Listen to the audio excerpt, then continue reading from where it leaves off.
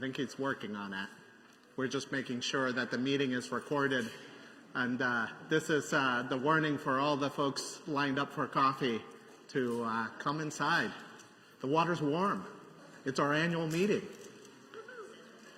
We're good. All right. Well, welcome everybody. Welcome to our annual meeting. We'll wait for folks to file in. I have been asked to open it with a prayer. But just a heads up, the people running the show today are the wardens, senior and junior wardens. So I am just here to give a couple updates. So, but let's start with a prayer. The Lord be with you. Let us pray. Gracious God, we give you thanks for this day. We give you thanks for this gathering, for our annual meeting. Guide our hearts, give us wisdom and discernment as we elect new Vestry members, as we see what is in store for us yet. We know that you have a dream for us, Lord God, and we can't wait to step into it. Thank you, Lord God. In Jesus' name we pray. Amen.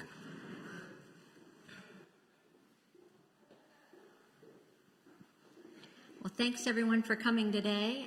This is a different annual meeting because Dan and I are running this. So lately we've heard the term PG tossed around a lot, referring to St. Paul's PG, meaning post-George.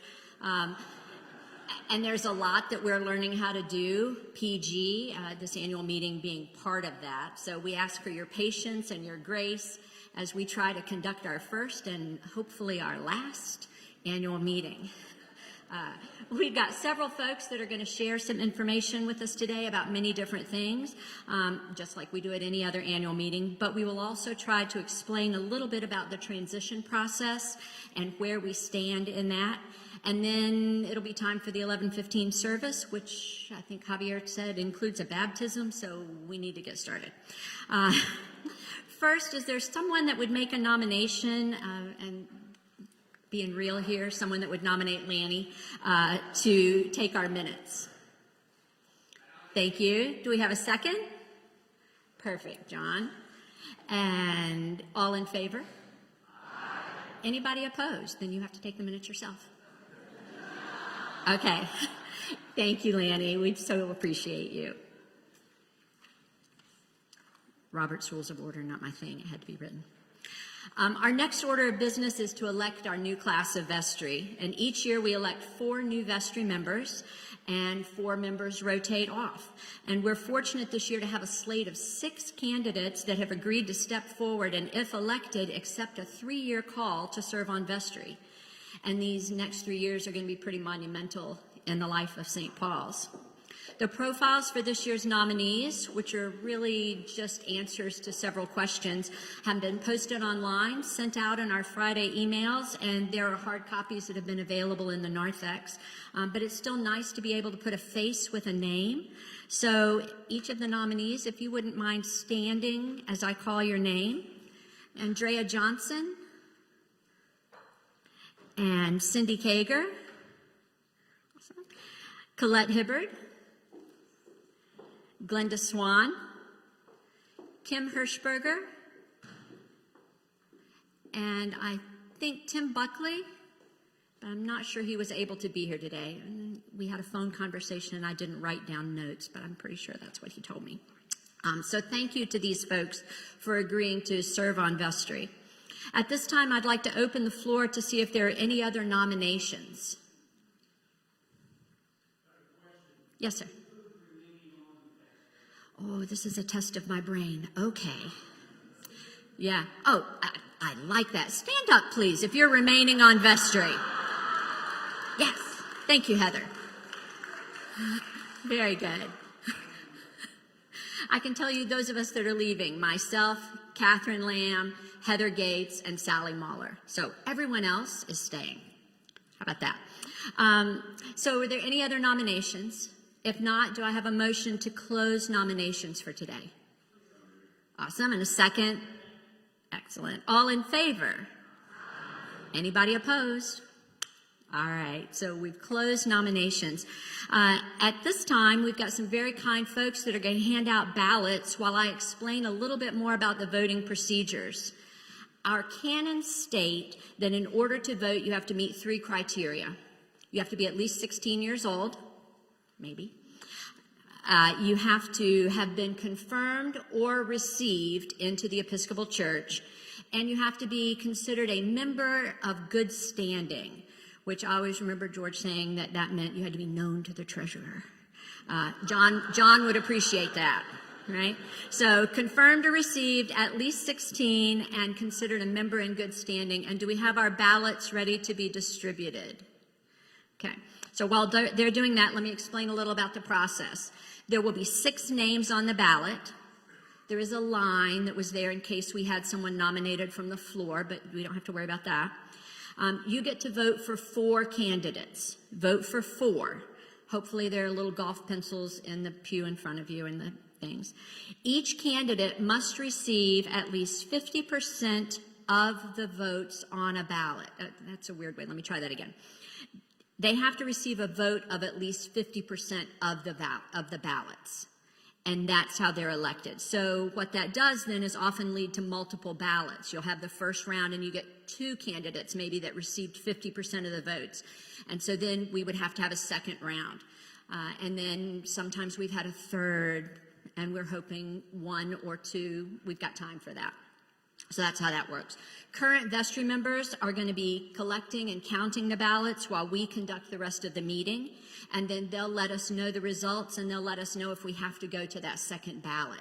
And at that time, we'll talk about what that means. Okay?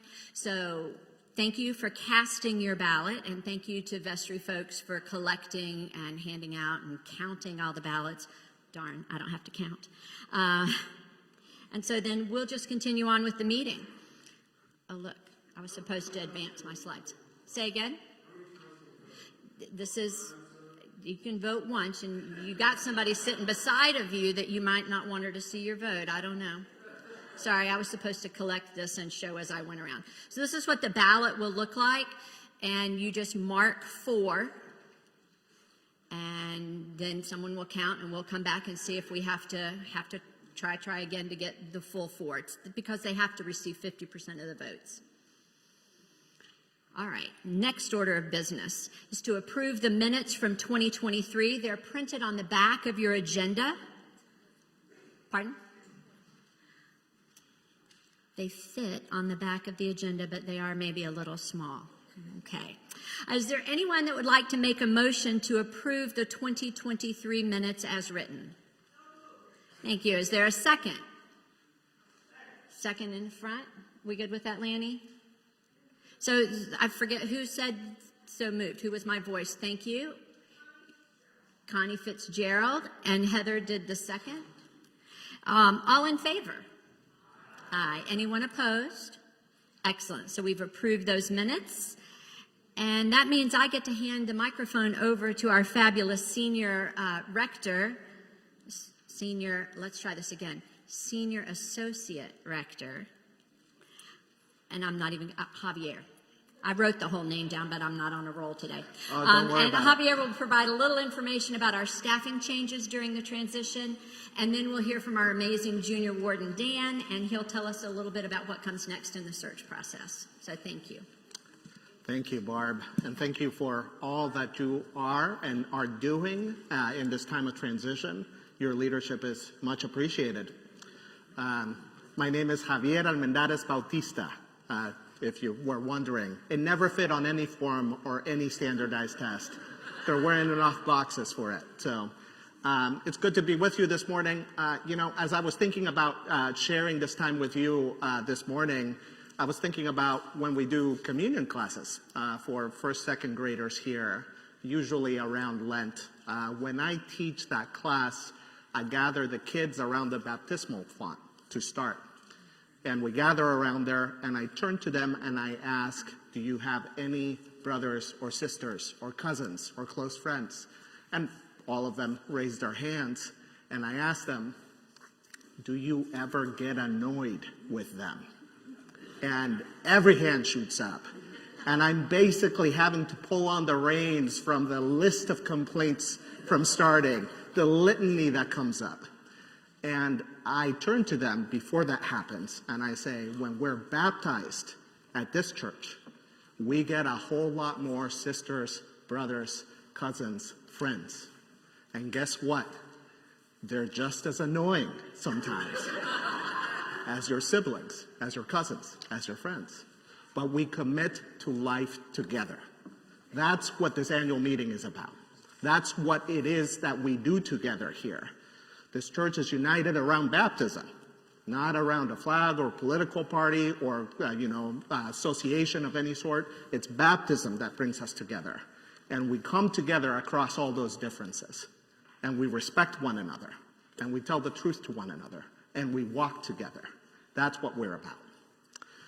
I want to tell you a little bit about what this transition time looks like, just in terms of our staff setup, since we've welcomed three new people on staff just in the last 2 weeks. So it's been a bit of a time trying to get everyone acclimated. The Reverend Stephanie Yancey, who I believe is here somewhere, or she may be right back there, yes, has joined us on staff. The Reverend Carr Holland, who is right there. And our newest addition, Claire Terry. Claire, where are you? Thank you.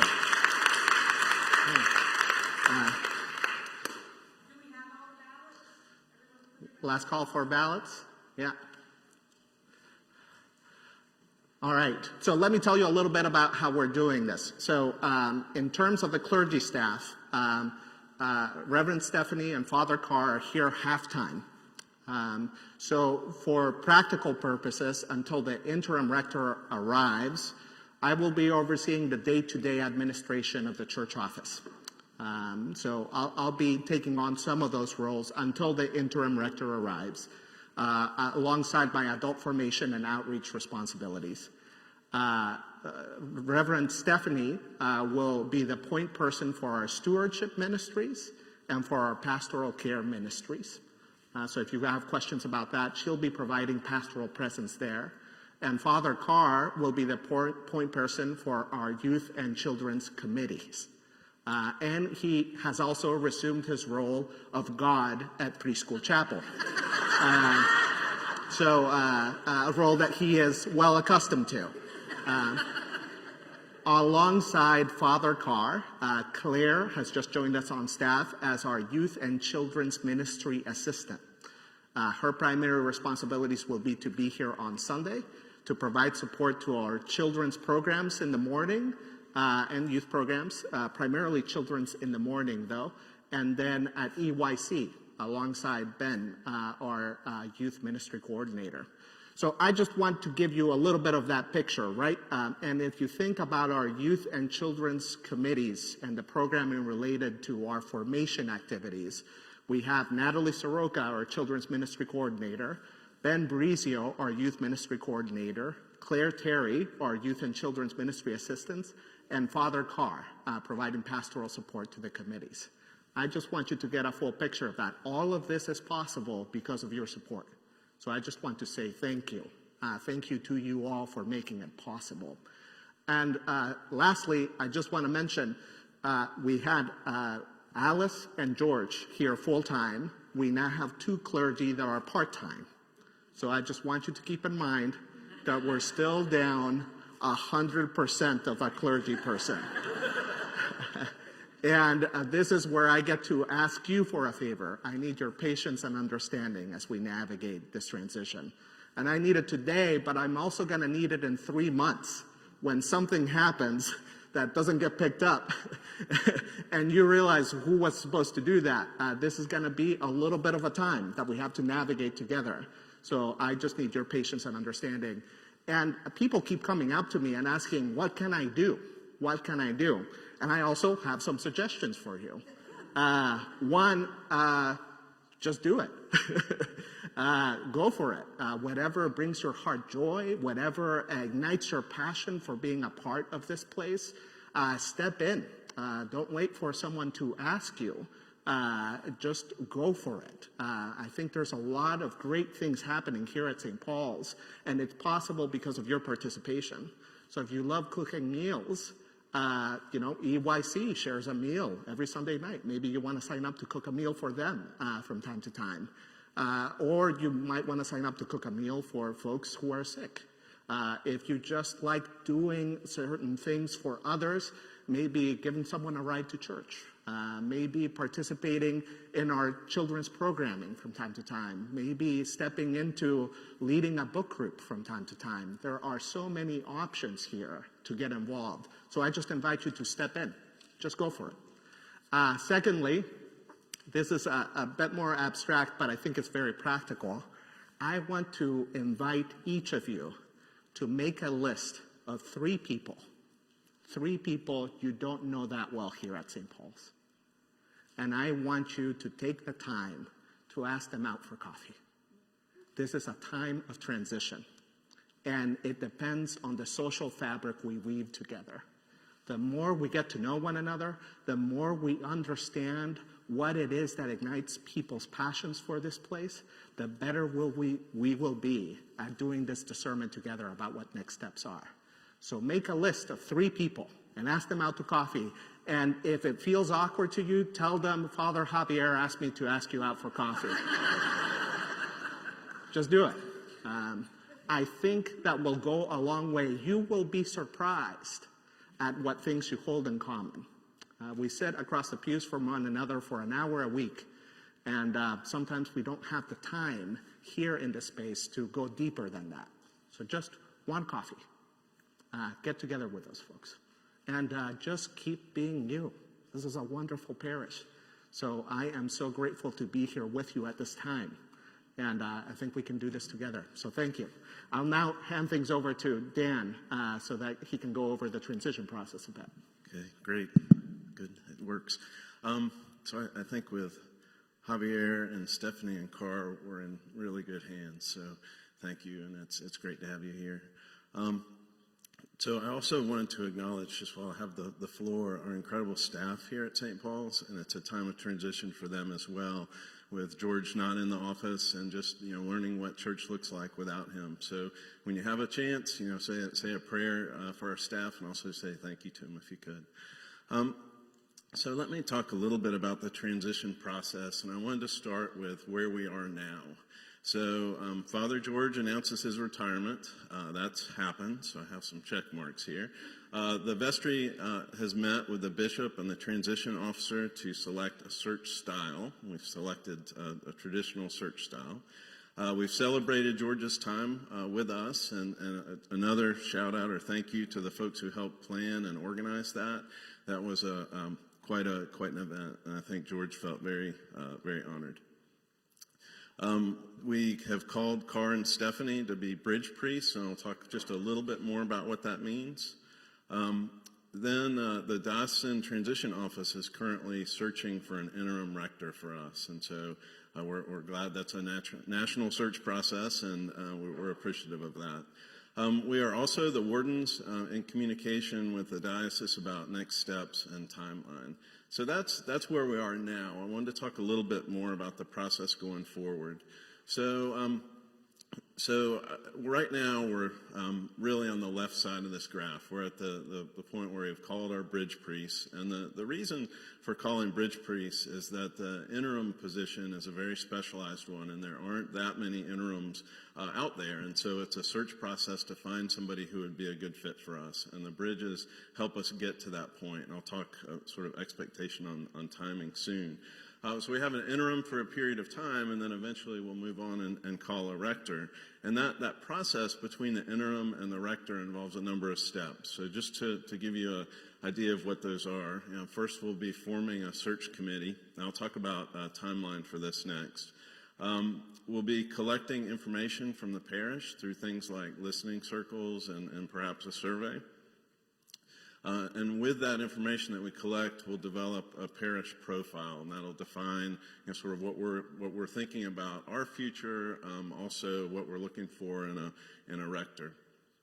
That position will be advertised, and then the search committee and others in the diocese will evaluate candidates, and eventually we'll get to the point where we call a new rector. So what is the timing on this? And I'm going to give you sort of an optimistic set of time goals. There's a lot of uncertainty, and I'll talk about that uncertainty in a second. So now is where we are on the left side of the graphic. We are hoping to call an interim rector possibly in January, but more likely in February if possible. So that's into 2025. We'll be forming a search committee in March of 2025.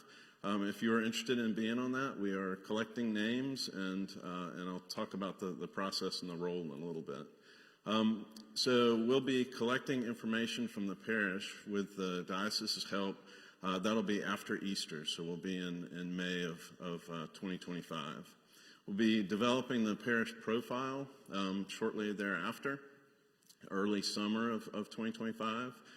Advertising the position sometime during the summer, evaluating candidates next fall and into the winter, and then likely calling a rector possibly early to sometime in the spring in 2026.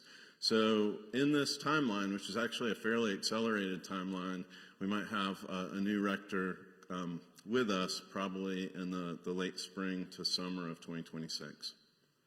So there are a couple of comments on this process just to give you maybe a little bit more perspective. So that, for many of us that maybe work in the corporate or government world, that seems like a long time. And I think that this duration is intentional. It provides a separation from our prior rector so that our new rector doesn't hear, well, George did this or George did that. I think it's healthy and provides that new rector with a fair starting point. It also provides us an opportunity for introspection and discernment, and that's a really important process in this rector search activity. And then we also have ample time and opportunity to recruit and evaluate candidates.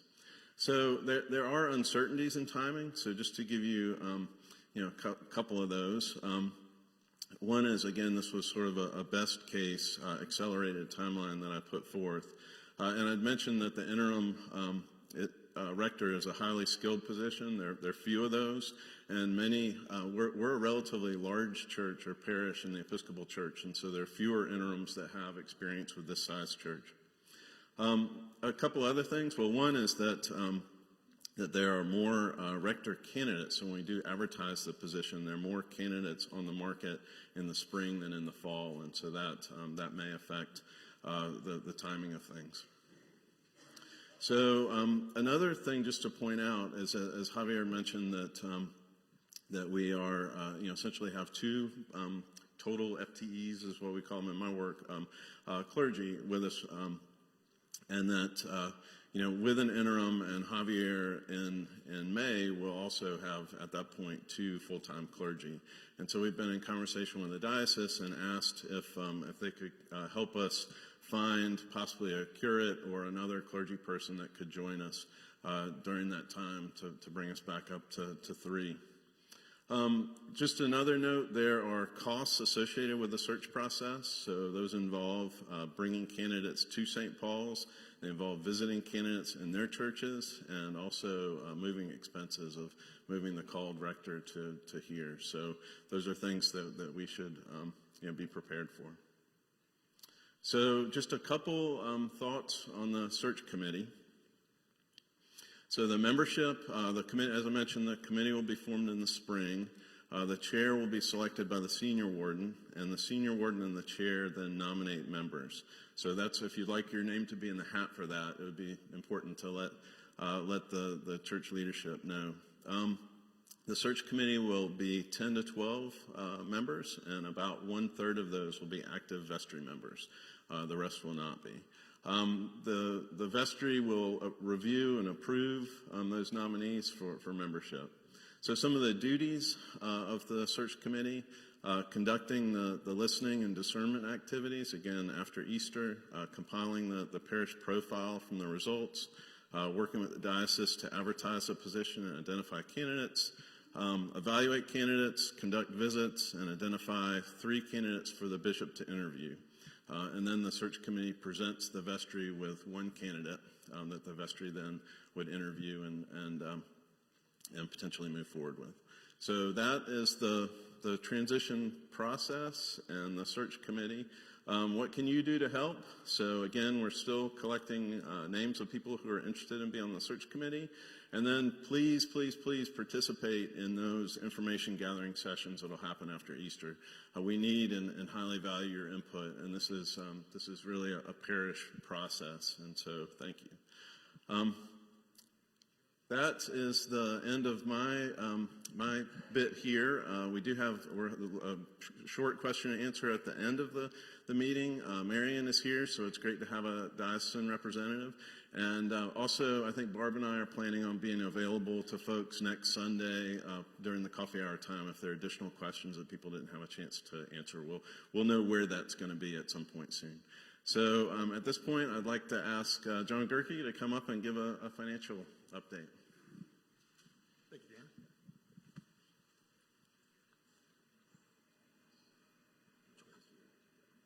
Okay, thank you. Good morning, everyone. Usually I don't give an update until the March timeframe after the year is done and we have the budget for the new year, but I was asked to give an update where we are today and let the parish know what some of the challenges are here. So the good news is from an income perspective, we're actually in great shape. Hopefully everyone can read those numbers, but the bottom line is we're at 95% of budget for plate. We are at 100% on pledge payments, and basically we're within $6,600 of being on budget with 2 months left, and November and December are typically very strong months for us. So good shape there. I will talk about the fundraising revenue at the very end, but when we put the budget together, we were about $11,000 short of making ends meet, and the Vestry stepped up and said, hey, let's do fundraising and we'll close that gap. So again, we'll talk about that on my last slide here. On the expense side, we have a few challenges. You can see clergy expenses are running a little bit above budget. There were some costs with Alice as she left and paying out some vacation time. Property expenses is really the big challenge right now. And where's Jeff? Is he here somewhere? Right there. Jeff does an amazing job as our facilities manager, so a big shout out to Jeff.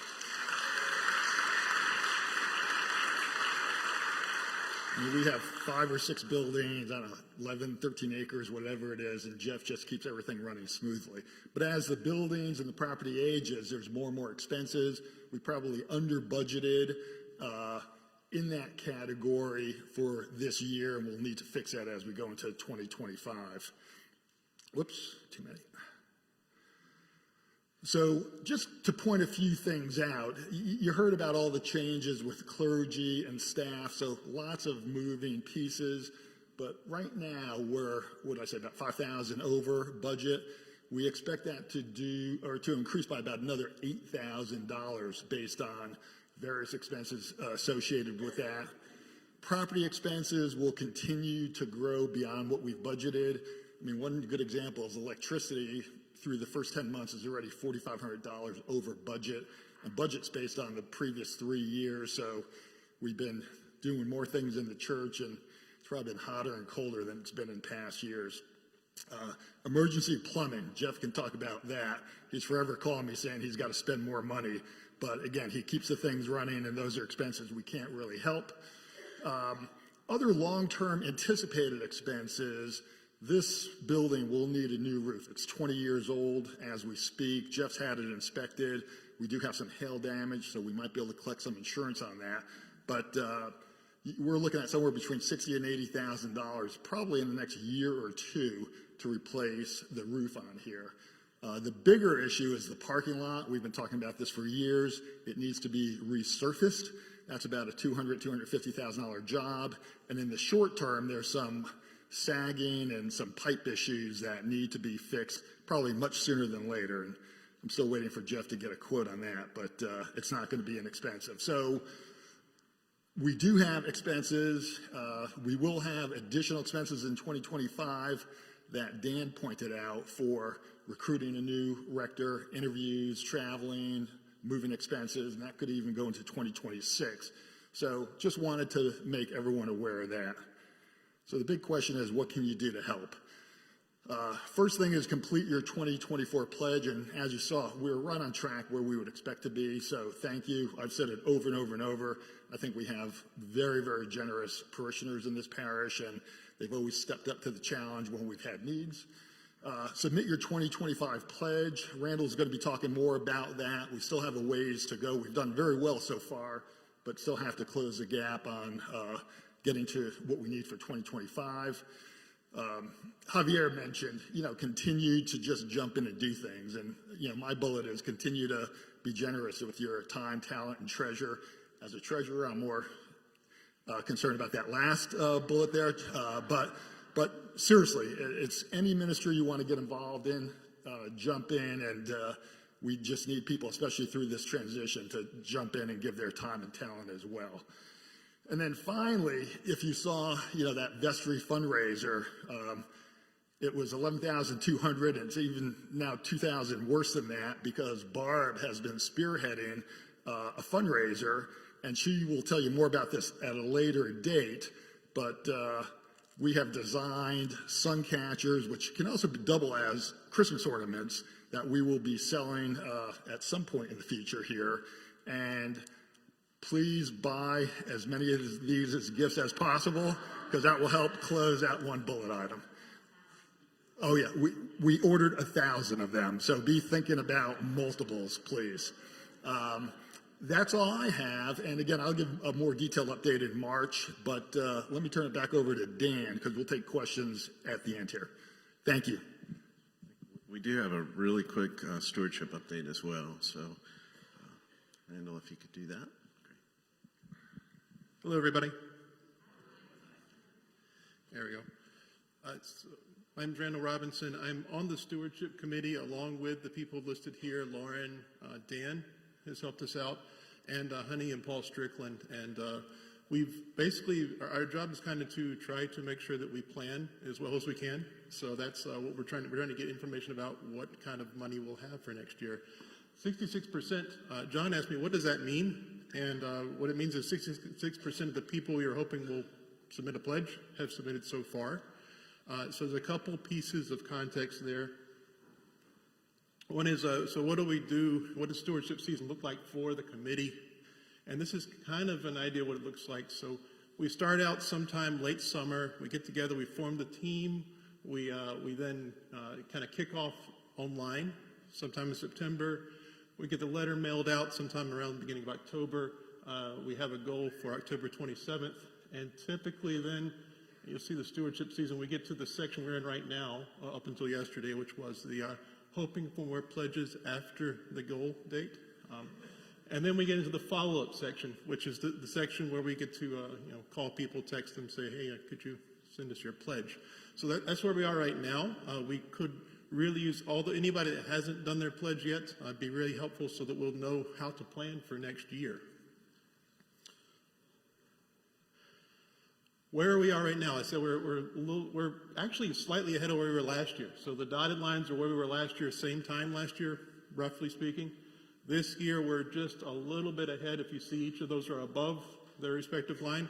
That being said, you can see we're getting towards the long tail. We start to send texts, send letters, call people, and beg for those pledges to come in that we know are there. It's just a matter of making sure that we let us know what they are. So that's basically where we're at now. So last year we were up to about 1.06 is our budget. This year we're hoping for more. We haven't set a specific money goal. Instead, we've set a number of people goal. So we roughly said, let's try to get more people to pledge. We have about a half of the people pledging right now as far as family units. We're hoping to get maybe 10% more. So our goal was 320. We're at 211. So we'll hopefully get some more in, and that will help us to know where we are next year. And that's really the main thing I have. Other than that, just a note that I'd like to make that the largest pledge and the largest set of pledges are still no more than 3% of the entire budget. So every single pledge counts. Everybody that's pledged so far, thank you very much. Anybody that is thinking about pledging, please do, because every single one counts quite a bit. So that's all.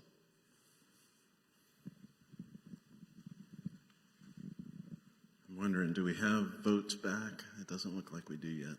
I think that maybe it might be a good time to do some question and answer now related to the search process. So I'm curious if people have questions.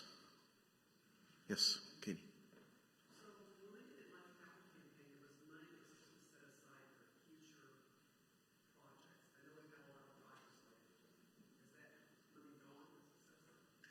That the money that was set aside for projects for capital, is that money gone?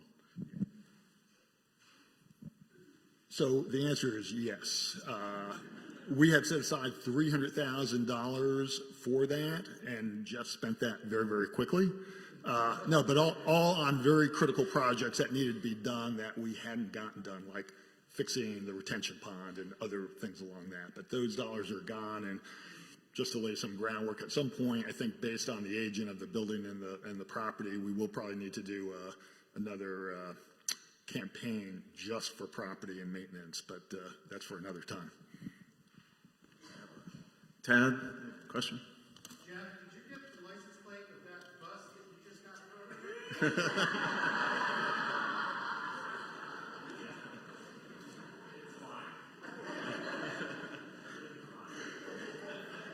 Do we have other questions? Yes, Jay. What are the duties of a curate? That's a good question. So I'm going to do my... Dan, just repeat the question for the recording. I'm sorry. The question was, what are the duties of a curate? And so I wonder if it would probably be best if I turned this one over. I could try. But. Well, I mean, it's a very good question. A curate is generally someone who is a newly ordained person who is in their very first call. A curate can be kind of a generalist, but in a place like this, you might want to think about a curate who would be more specialized. One thing that we've talked about is a curate usually is something that is time limited. So you might call a curate who would be here for 2 years. And then, so spend that time here with that curate, and then that curate would go to their next place unless something is different and we want to change a contract in that way. But really, a curate is just a brand new priest in their very first call. And it can be a lot of fun to have a curate around because they bring some insights and some new eyes to things. So I hope that helps. It's just a fancy, we have fancy words, right, Javier? I think foyer, narthex, fancy word for new priest. Other questions?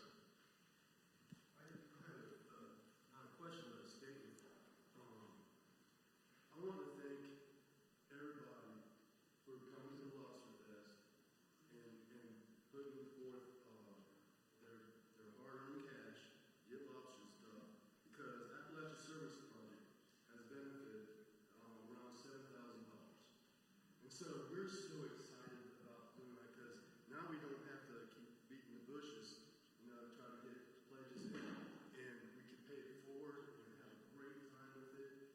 I just want to thank everybody in this church, even people that aren't here, to get us together and support this ministry. And I know that the other 7,000 went to one week, and so golly, we are doing great stuff with those kind of things. I'm appreciative. Absolutely.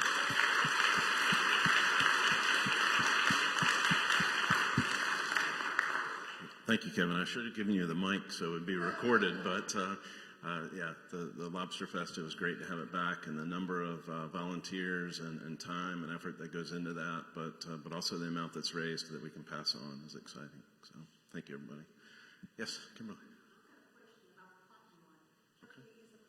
Do you want to say? Hi, I've got a question about the parking lot. Okay, is the parking lot considered like the town of Cary, or is it just, okay, because I thought if it was part of the town of Cary, there is actually a program that will work with you, that will put up, part of the funding for that. So is there anything here that could be fixed by the town of Cary? They've got extra money. Well, I think no, but those are good questions. So Jeff is in a regular communication with the folks in the with Carrie. So we definitely have conversations. So, Other questions? Yes. So the question was, will the slides be available online? And I think the answer is yes. Where they'll be, I'm not entirely sure, but we'll make sure they get on there. Yes. How will this intersect with the replacement for Mother Alice? So how will this intersect with the replacement for Mother Alice? So really, it is our what we would hope to do is that, well, I'm speaking forward. A lot of this is some of my thoughts, but if we had a curate, that curate would potentially have a role in the children's and youth programs. So that is one way that we would do that. Typically, we do not, in the Episcopal Church, call another rector for like a permanent position associate without a rector in place. So what an interim could do is hire an associate for a termed period for like a 2 years or that kind of thing, and that's where the curate fits in well with that. But the person that we would hire would not necessarily have to be a curate. It would. So a little bit of uncertainty there, but I hope that answers your question reasonably. Okay. Other questions? Barb, do we have an update on the vote? Oh, okay.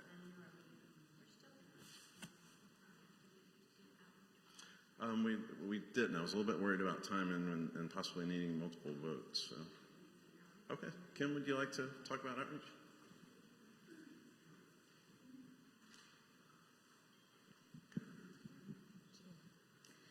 Well, good morning. My name is Kim McCombs, and I was asked to speak to you today about outreach, so this is the touchy-feely portion of our business meeting. When I was in high school, our church youth group went to New York City for a peace march, and beforehand we gathered at Trinity Cathedral in Cleveland. And those of you who have been here for a while might recognize the name because that's actually where Father BJ is now. We had a service before we loaded the buses and went to New York, and I was sitting with my friends from across the diocese. We were really excited, and I looked across the church sanctuary, and I saw an older woman sitting by herself.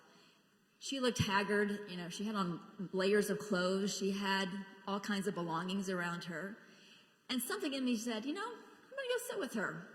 So I got up, walked all the way around the cathedral, and sat down next to her. And she was not having it. She kind of looked at me like I was going to take her stuff, and I said, no, it's cool. I'm just going to sit here. And so I sat there for the rest of the service, gave her the sign of the peace, and in hindsight, I realized that was really the first time where I made this adult decision to seek out people who were different from me, particularly people who had a lot fewer resources than I did. Since then, I joined the Jesuit Volunteer Corps when I graduated college, where I worked at a transitional living program for homeless women in Chicago, and I worked for a variety of nonprofits since then. In fact, when we came to St. Paul's in 2006, one of the first things I did was get started with Family Promise. Just curious, does anybody remember Family Promise? I know a lot of us volunteered with that, right? So, for those of you who don't know, at the time, St. Paul's partnered with White Plains Methodist Church down the road, and 4 times a year, families who did not have permanent homes would come, and they would actually sleep in the Sunday school rooms at White Plains, come together for a shared meal in the evening, and then afterwards, the parents got some respite. They got some time on their own, and the children would come to the community room with toys, and we would play with them. Some of us, that's what I did. I was a social host, volunteer, and I always tried to bring my kids with me. And I like to think that one of the things my kids got from that was understanding the importance of outreach, and frankly just learning that, people are people, no matter what our backgrounds are. We have a lot more in common than we don't. I also like to think that the children who were in Family Promise just got a chance to be kids, right? And not have to worry for, a few hours and have some fun. So I cannot imagine going to a church that didn't value outreach. And when you ask the question, what would Jesus do? To me, the answer is love one another and love your neighbor as yourself. And that's what outreach is. So now I chair the Outreach Support Team, or OST, and I bet most of you have no idea what that is. because our work is really behind the scenes. But you can see here we have a rock star group. In fact, if you're an OST, please stand up. I know several of you are here. You can do it. Come on, Tad and Alita and Kevin. Thank you.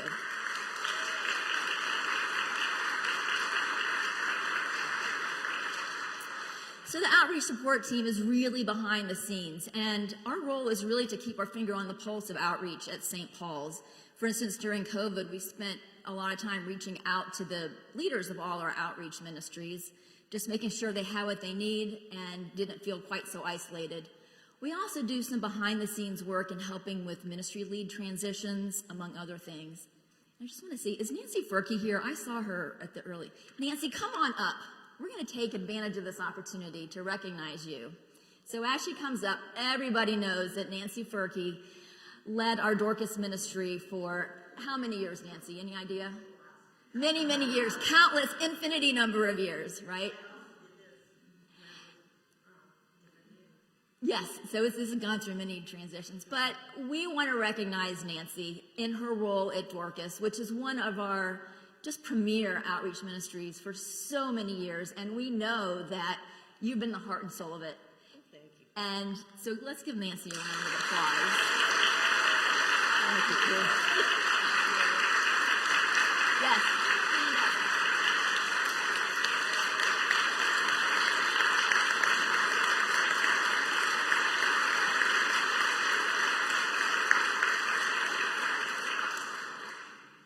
So Nancy, I should have mentioned, stepped down from being our Dorcas ministry leader after so many years, and she was really hard to replace. So thank you, Nancy. I'm so glad you're here today. So one last thing, the outreach support team is actually meeting this afternoon. We're having a big strategy meeting, a visioning meeting. And one of the ideas that's already starting to emerge is that we would love for St. Paul's to be so focused on outreach and social justice that's embedded in everything we do. It's not this separate thing over here, right? That it's really embedded. And I will leave you with the question that we are posing ourselves for our meeting, and that is, imagine it's 2030, which is only 5 years from now, even though that sounds far away. And St. Paul's has created a robust outreach agenda and faithfully implemented it with OST support. What does it look like? What has St. Paul's accomplished? Why do we do it? And what are our values? So I look forward to involving you with that discussion as we move forward. So thank you.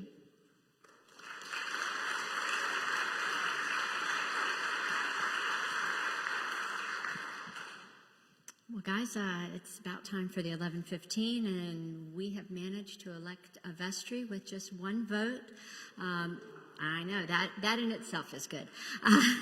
So congratulations to all that ran for vestry. It was a tight vote, counted multiple times.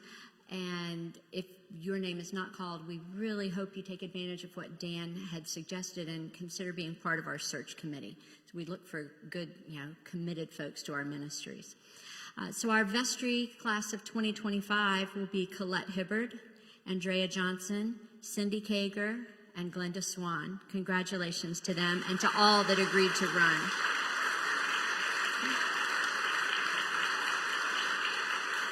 Thank you.